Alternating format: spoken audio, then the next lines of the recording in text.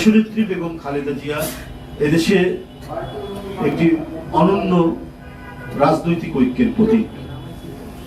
আমাদের জাতীয় রাজনীতির এক মহান দিশারি, যিনি বারবার অসংখ্য জুলুম, নির্যাতন, নিপীড়নের মধ্যেও দেশের মানুষের কাছে এতটাই এই নিপীড়ন নির্যাতনের মধ্যেও যাকে তার সিদ্ধান্ত এবং অটল মনোভাবকে টলানো যায়নি, তার নামই তো বেগম খালেদা জিয়া।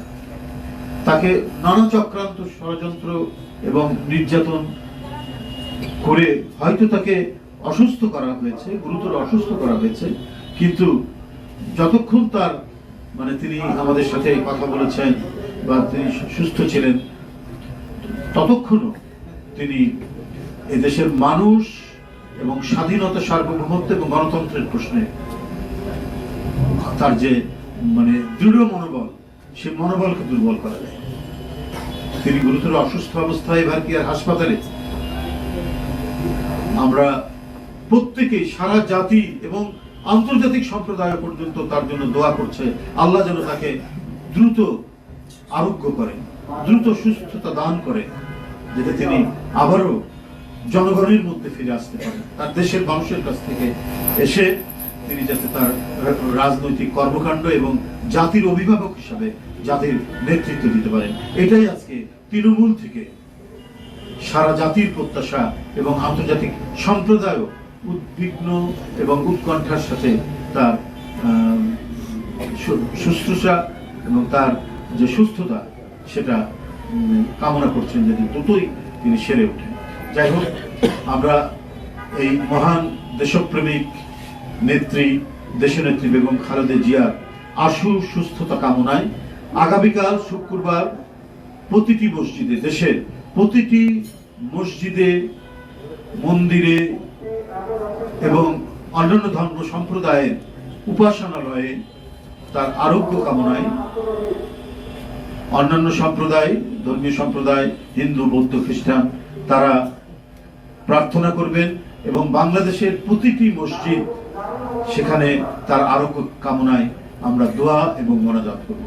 প্রতিটি মসজিদে মসজিদে দোয়া এবং মোনাজাত করা হবে তার দ্রুত সুস্থতার জন্য, এবং অন্যান্য সম্প্রদায় তাদের নিজ নিজ উপাসনালয়ে দেশনেত্রীর জন্য প্রার্থনা করবে।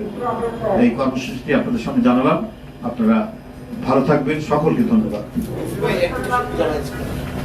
আপনারা কর্মসূচি দিয়েছেন দেশ গড়ার পরিকল্পনা, সেখানে কি পার্টির ভারপ্রাপ্ত চেয়ারম্যান তিনি কি সরাসরি থাকবেন নাকি ভার্চুয়াল থাকবেন? সেদিনই আপনারা দেখতে পাবেন। আমরা এখন পর্যন্ত জানি যে তিনি সেখানে থাকবেন এবং তিনি ভার্চুয়ালি থাকবেন। এখন পর্যন্ত আমরা যেটা জানি সেটাই আপনাদের সামনে জানালাম, যে এই পর্যন্ত তিনি যেভাবে করে এসছেন সেভাবে তিনি করবেন। আর আপনি যে উদ্দেশ্যে প্রশ্নটা করেছেন সেটা ইতিমধ্যে আমরা অনেকবারই বলেছি। সুতরাং এইটা আপনারা নিশ্চিত থাকেন, যখন ওনার ফিরে আসার ঠিক সেই সময় তিনি ফিরে আসবেন। তিনি জনগণের নেতা, জনগণের সুখ, দুঃখ এবং সংকটে তিনি তাদের পাশে থেকেছেন, ঠিক সময় আসবেন। আপনারা তো এটাও জানেন যে তার মা কোটি কোটি মানুষের অত্যন্ত শ্রদ্ধেয় একজন নেত্রী, তিনি গুরুতর অসুস্থ। তো তার চিকিৎসা নিয়ে তিনি তো উদ্বিগ্ন। তো সেই চিকিৎসার কি সিদ্ধান্ত হয় না হয়, অনেক কিছু বিষয় তো আছে। তিনি তো পরিবারেরও তো জ্যেষ্ঠ সন্তান। সবকিছু চিন্তা করে তারপর দেশ, মানুষ, রাজনীতি সব চিন্তা করেই উনি সিদ্ধান্ত নেবেন।